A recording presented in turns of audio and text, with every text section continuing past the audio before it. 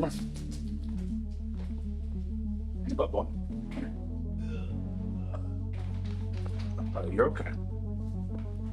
Hey, y'all. My bad. Hi, man. Hi, Bubba. Hi, Bubba. I'm not gonna lie. Watching that movie made me want to come home and hug my dog, like, immediately. Like, how precious is he? All right, go, Craig. Superman. We're gonna talk about this shit. Let's get into it. Roll the intro. You're now watching The Captain.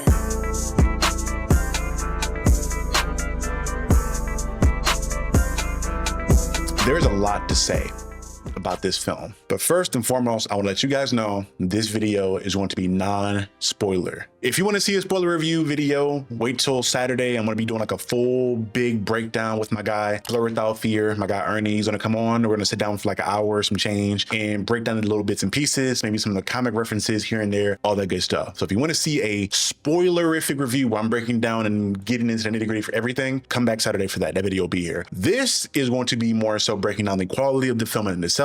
First and foremost, I don't want it to be seen as me shitting on Zack Snyder whatsoever. But damn it, everything that I wanted in a Superman film that I didn't get from Zack Snyder's Superman and Henry Cavill, I got from this fucking movie and David Cornsweet. This movie does an amazing job at focusing on Superman, the human being. And I think that's where a lot of different iterations of Superman that I dislike get it wrong. I wasn't a Superman fan.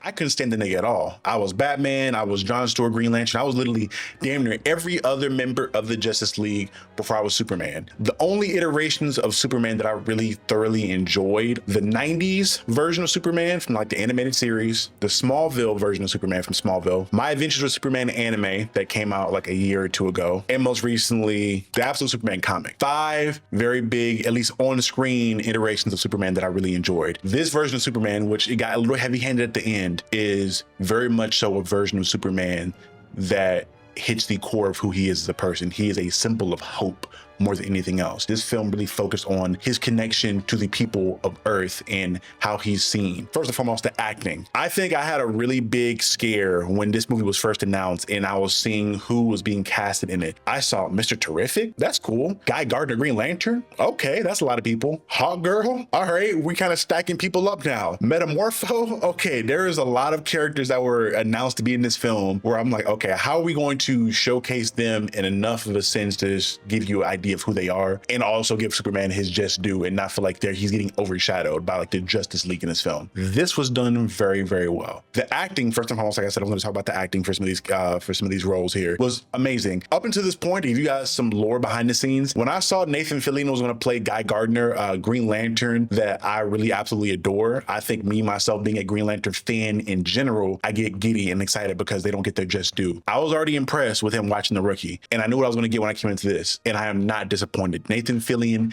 did his motherfucking thing in regards to playing Guy Gardner, Green Lantern. He did not play like a hyper aggressive guy that I think a lot of people maybe were used to when you're looking at some of the Red Lantern stuff, but he definitely has that Silver Age, Golden Age Guy Gardner where he's just really arrogant, really snippy, he's just an asshole. He's an asshole. At his core, Guy Gardner is an asshole, and Nathan Fillion played that to a T. Mr. Terrific. Edie Gathegi as Mr. Terrific, and I'm sorry if I'm butchering your name, sir. You did an amazing job. I know you got the really bad end of the stick when it came to you playing Darwin in the X-Men First Class film, but man, the amount of time that he got to shine in this film was honestly surprising. For people that aren't familiar with who Mr. Terrific is in the comic books, they gave you enough cool shit in this film with him as a character to really make a lot of people that weren't fans before fans now, and probably go read his solo comic that's out right now. So again, kind of gets a little bit of promo. If you haven't picked it up, go pick up the solo comic that just came out recently, or any other of the stuff that Mr. Terrific is in. He's an amazing character. I'm so glad that we got a talented actor like Mr. Edie to come and play that role. I'm excited to see where these characters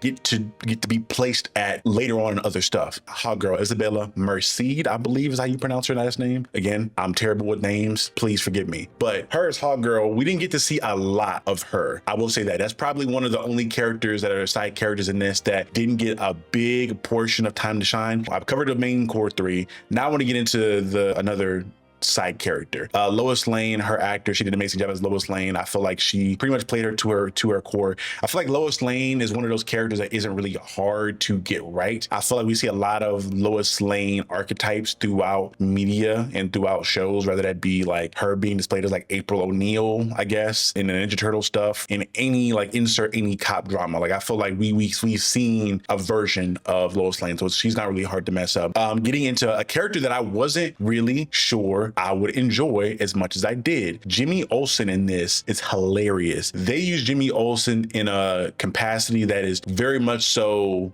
amazing. He essentially is like one of the main people that are doing the journalistic work to, I guess, bring something to light. I'm not gonna say what it is. Again, this is not a spoiler, but he does an amazing job of doing that. And they kind of make him a heartthrob in this. Like very early in the movie, they make it a point to let you know that women find him attractive. He has a way of pulling off and pulling the most attractive women. So I don't know if they're gonna have a subplot, Jimmy and Kara have a thing later on like they have in the comics before. That'll be hilarious to see how that works. I really want to see how that works, and that'll be funny to see. Metamorpho, I think Anthony Kerrigan is the actor playing him. He was, again, another one of those characters we didn't get to see a lot of. We saw a little bit in regards to like his literal character, like, or his morals and ethics and who he is as a person. He's a very kind-hearted character, which is not too different from what you see in the comics. He's more light-hearted in how he goes in this film. But again, we don't see too much of him to really give like a full breakdown on who he is as a character. Most of the side characters in general don't get that much time. We get enough to kind of give us a taste to like really want to see them in more stuff, but not enough to where we know who they are, like Superman and Lex Luthor. And speaking of Superman and Lex Luthor, these are the main two that we need to get into. And when we're talking about things being comic accurate and things being very much so feeling like they were made in the tone of somebody who's a fan of the source material, they are indeed that. Nicholas Hoult as Lex Luthor, I was very skeptical of. Nicholas Hoult, I know, is an amazing actor, but when you look at him, he didn't have the build, he didn't have the deep voice, and I think me and a lot of other people are used to seeing like a deep voice Lex from watching the animated series or animated movies, or maybe seeing him in the Justice League animated series. But then I thought back when I was watching this, going in, thinking back to the Michael Rosenbaum Lex Luthor and how he was an amazing Lex Luthor, but he kind of fit that same mold in regards to not having the super deep voice, not being physically imposing. Nicholas Hoult in this film, his Lex Luthor felt very similar to Michael Rosenbaum's Lex Luthor from Smallville back in the day. It made it very apparent, one, that he does not like Superman. Two, why he does not like Superman.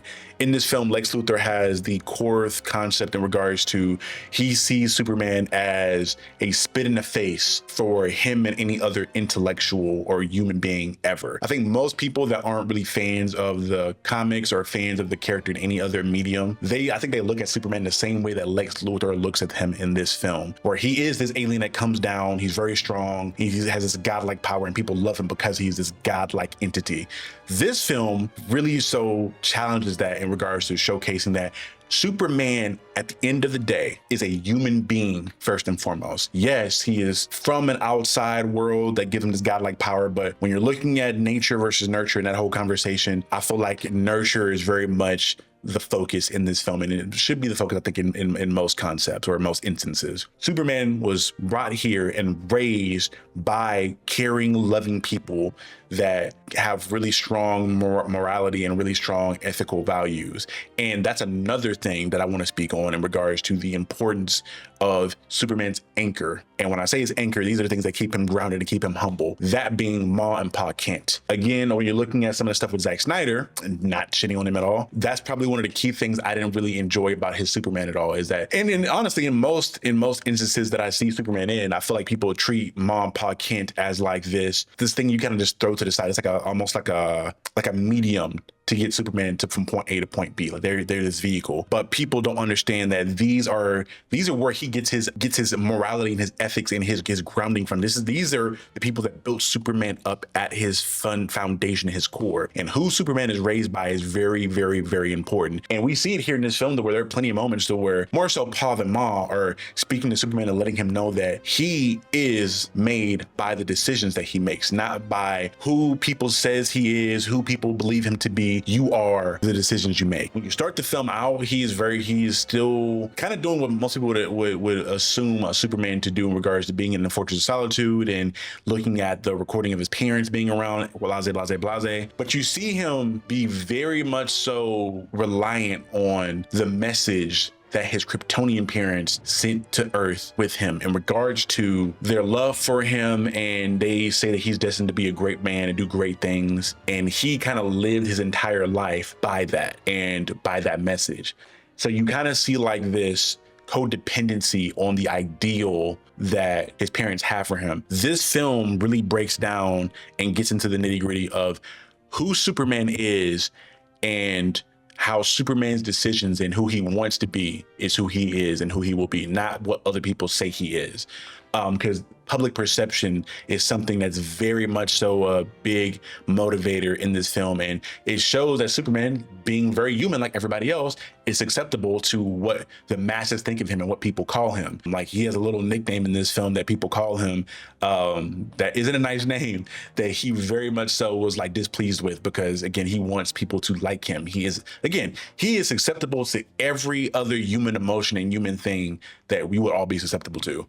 Especially, first and foremost, talking about a side character that I really am happy was in this film, and one I did not expect to love so much, Crypto. As y'all can tell, I kind of went OD with this, and about the Funko and about the popcorn bucket from Regal. I'm a dog guy, as y'all can tell from the intro. Crypto in this film was another one of Superman's anchors, it felt like, or at least a trigger point to show like how much he cares deeply. Because we see Superman in this film not only rescue Crypto, which you would assume he would rescue his dog, right? It's his dog. But you see this man literally, and I shit you not, rescue a random fucking squirrel, like as he's fighting and throughout different points of this movie. Like he saves any and every piece of life possible because he feels like every life has value in it. And again, these are the true and tried testaments of who Superman Kal-El Clark Kent is as an individual. Is how much he cares for people, how kind he is, and how much of an moral and ethical standing he has, but also showing that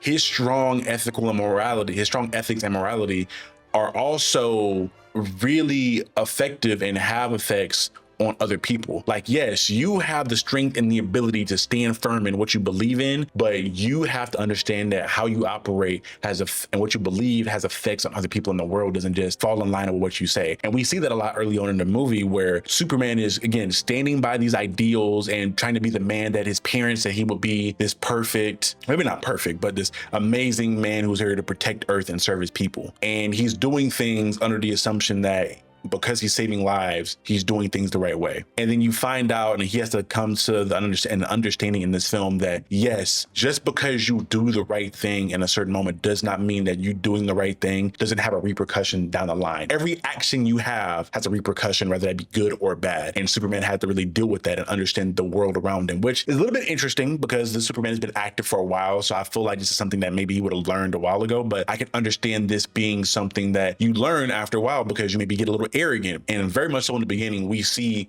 that people fucking adore this man. Like, they like risk their lives to go help him out of a crater, even though they know that they realistically can't do anything to help him whatsoever. And Superman cares for these people very, very deeply. But again, I don't want to beat that dead horse in regards to looking at how much he cares for people and who he is. Superman is amazing. All that said, I want to kind of break down and get into what this movie means for the greater DCU going forward. I kind of have a video about that, which you guys can find here on the channel, that came out not too long ago, where I kind of spoke on the ramifications of what could happen. So I won't beat this with a dead horse. I kind of had that whole conversation in a previous video, but seeing this now in retrospect, I'm very interested to see how tonally different each project from here on out is going to be going forward. I've seen something like Creature Commandos going into this that was written by the same man, and James Gunn, be very kind of not dark, but very much so more melancholy in tone. This movie really felt like a 90s animated series Superman movie. When I'm looking at something like a Creature Commandos, it was very much so the opposite, where it was very much so melancholy and kind of sad, and these were monstrous creatures. When I'm looking at these characters in this, like a Guy Gardner, for instance, and we're jumping into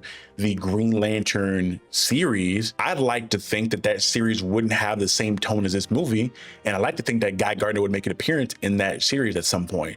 So my question would be is like, How do you go about making a character stay true to who they were in one film, but also doing it in another film and make it seamless? Because again, you have to go from this movie where you saw Guy Gardner cracking jokes and being very much so in a brighter tone of thought, and then you have to showcase him in another show, which may be a little darker, where he may be dealing with murder or anything else of the sort. When I look at The Rookie, which had Nathan Fillion in it, and it did a similar thing, it can be done. I've seen it done in a lot of different iterations, but I feel like this can be the dangerous thing because you don't have the same writer or director doing every DCU project. Like James Gunn isn't doing everything. I feel like it could be very difficult to make sure that who these characters are at their core in one film stays true and tried to the next movie or the next show that they're appearing in, to make sure that different writers' takes on what the character would say, what the character would do, matches up to the overall tone of the character in its entirety about this whole thing. I believe James Gunn has been very vocal about how he's going to allow different creators to do and tell their stories, which I think he talked about it in this clip here that I'll play. Editor, throw it in there. It's really important to me that every project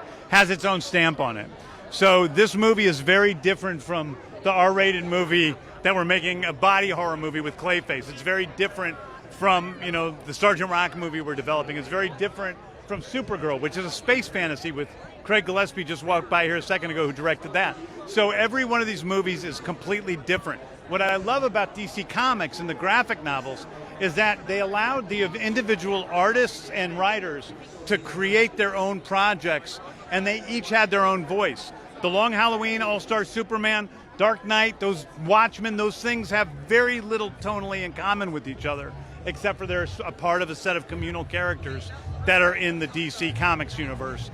And now we're doing that same thing in the DCU. When I'm looking at giving Superman a rating, I'm going to give Superman 10 cryptos out of 10. This is probably one of the few movies that I've given a perfect 10 out of 10 to. I'm gonna watch this film like 2 or 3 more times. So my thought and review on this, it could drop a little bit. I don't see this movie dropping below a 9 though. I'm not gonna lie. This film doing this many things, comically accurate, this film doing this many things, tonally great, and giving me everything that I'm looking for in a Superman film, I just don't see it dropping below a 9. Maybe I'll watch it again in between now and when me and Ernie do a discussion on a Saturday and I drop it to like a 9, but all in all, I don't see this thing being worse than a 9 for me personally. And again, this is from somebody who is a very much so avid and known Superman hater. Still fuck Cap and Cyclops, by the way. Like, Superman's off my big 3 hate list. He's cool for now. But yeah, it still fuck Cyclops and Captain America. But all that said, y'all let me know in the comment section below. How do you feel about Superman? How do you feel about James Gunn's version and take on Superman? And how do you feel about this movie as a whole if you have seen it? If you have not seen it, please, at bare minimum, I think this is worth you taking your girlfriend, your family, your friends, you by yourself out to the theaters to see this at your local theater and give it your time of day to watch this film. It's worth giving it a watch, and I would recommend this for a lot of people of all ages and all creeds and fans and hardcore fans or casuals of all, whatever your vibe is, whatever your thing is. Go watch this movie. Again, James Gunn, great job. All the actors involved, great job, great job. Side note, didn't know David Cornsweat's voice was that fucking deep. Dude has a deep ass voice. Random thought when I was watching the movie, but that besides the way. This has been Captain Diesel of Captain Diesel's Dojo, and remember, forever and always, You're now watching the Captain. and I'll see you guys next time. Peace.